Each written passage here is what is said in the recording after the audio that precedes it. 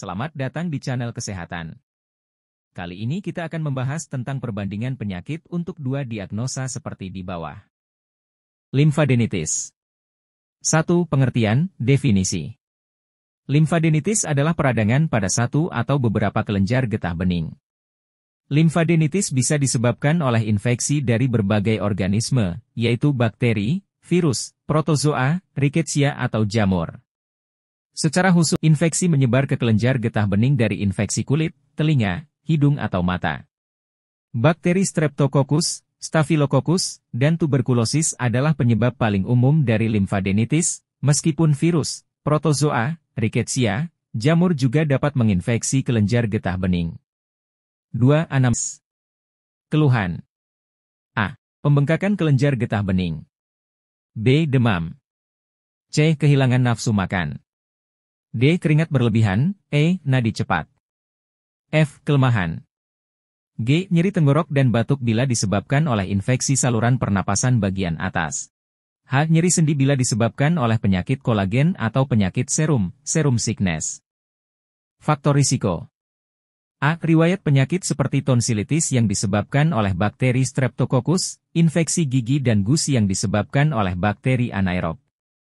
B. Riwayat perjalanan dan pekerjaan ke daerah endemik penyakit tertentu. Misalnya perjalanan ke daerah-daerah Afrika dapat menunjukkan. Penyebab limfadenitis adalah penyakit trypanosomiasis. Sedangkan pada orang yang bekerja di hutan limfadenitis dapat terkena tularemia. C. Paparan terhadap infeksi kontak sebelumnya kepada orang dengan infeksi saluran nafas atas, VAS oleh Streptococcus, atau tuberkulosis turut membantu mengarahkan penyebab limfadenopati. 3. Pemeriksaan fisik. A. Pembesaran kelenjar getah bening, KGB, leher bagian posterior, belakang. Terdapat pada infeksi rubella dan mononukleosis. Sedangkan pada pembesaran KGB infeksi virus, umumnya bilateral, dua sisi kiri dan kanan, dengan ukuran normal bila diameter 0,5 cm, dan lipat paha bila diameternya 1,5 cm dikatakan abnormal. B. Nyeri tekan bila disebabkan oleh infeksi bakteri. C. Kemerahan dan hangat pada perabaan pada infeksi bakteri sebagai penyebabnya. D. Fluktuasi menandakan terjadinya abses.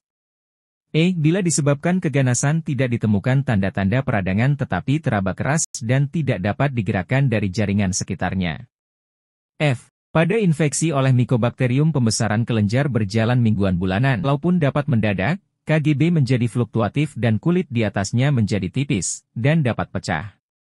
G. Adanya tenggorokan yang merah, bercak-bercak putih pada tonsil, bintik-bintik merah pada langit-langit mengarahkan infeksi oleh bakteri Streptococcus. H. Adanya selaput pada dinding tenggorok, tonsil, langit-langit yang sulit dilepas dan bila dilepas berdarah, pembengkakan pada jaringan lunak leher, bull neck, mengarahkan kepada infeksi oleh bakteri difteri. I. Faringitis. Ruam-ruam dan pembesaran limpa mengarahkan kepada infeksi Epstein-Barr virus. J. Adanya radang pada selaput mata dan bercak kolpik mengarahkan kampak.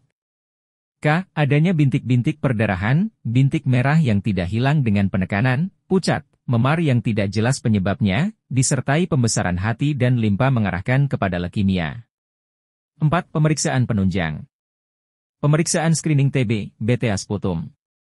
Laboratorium, refer lengkap. 5. Kriteria diagnosis. Limfadenitis ditegakkan berdasarkan anamnesis dan pemeriksaan fisik. 6. Diagnosis kerja. Limfadenitis. 7. Diagnosis banding. 1. Mumps. 2. Kista ductus thiroglossus. 3. Dermoid. 4. Hemangioma. 8. Penata laksanaan. 1. Pencegahan dengan menjaga kesehatan dan kebersihan badan bisa membantu mencegah terjadinya berbagai infeksi. 2. Untuk membantu mengurangi rasa sakit, kelenjar getah bening yang terkena bisa dikompres hangat. 3. Tata laksana pembesar leher didasarkan kepada penyebabnya. A. Penyebab oleh virus dapat sembuh sendiri dan tidak membutuhkan pengobatan apapun selain dari observasi. B. Pengobatan pada infeksi KGB oleh bakteri, limfadenitis, adalah antibiotik oral 10 hari dengan pemantauan dalam 2 hari pertama eritromisin 5 mg kg, sampai 500 mg, 3 kali sehari. C. Bila penyebabnya adalah Mycobacterium tuberculosis maka diberikan obat anti-tuberculosis.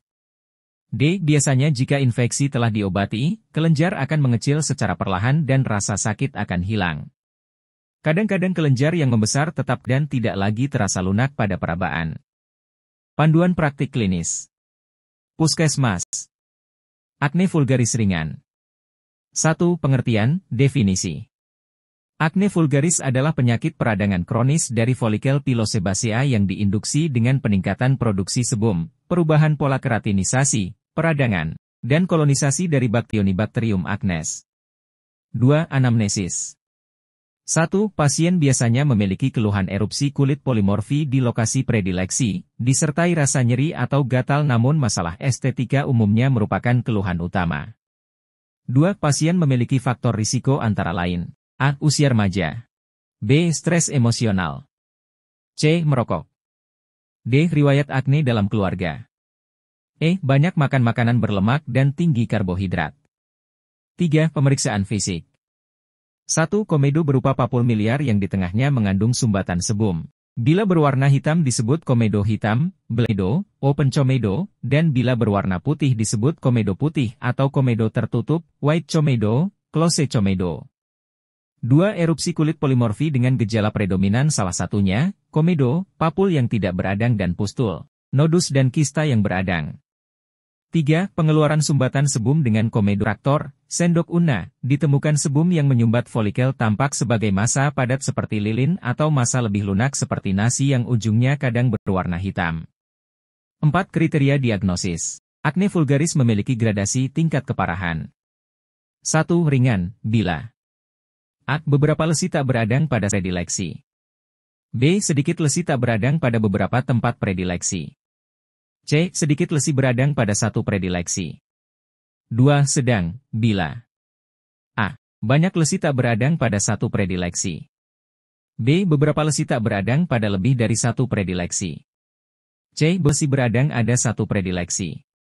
D. Sedikit lesi beradang pada lebih dari satu predileksi. 3. Berat, bila A. Banyak lesi tak beradang pada lebih dari satu predileksi. B. Banyak lesi beradang pada satu atau lebih predileksi. 5. Diagnosis kerja. Diag ditegakkan berdasarkan anamnesis dan pemeriksaan fisik. 6. Diagnosis banding. Erupsi acneiformis, acne venenata, rosacea, dermatitis perioral. 7. Pemeriksaan penunjang. Tidak diperlukan pemeriksaan penunjang khusus untuk pemeriksaan ini. 8. Penata laksanaan. 1. Obat topikal yang dapat diberikan, oksitetrasiklin 1% atau clindamycin fosfat 1%. 2. Antiperadangan topikal, hidrokortison 1 hingga 2,5%. 3. Sistemik. Pengobatan sistemik ditujukan untuk menekan aktivitas jasad renik di samping juga mengurangi reaksi radang, menekan produksi sebum.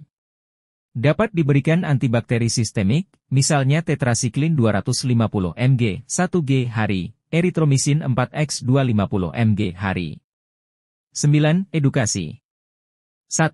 Menghindari terjadinya peningkatan jumlah lipid sebum dan perubahan isi sebum dengan cara A. Diet rendah lemak dan karbohidrat. Meskipun hal ini diperdebatkan efektivitasnya, namun bila pada anamnesis menunjang, hal ini dapat dilakukan. B. Melakukan perawatan kulit dengan membersihkan permukaan kulit.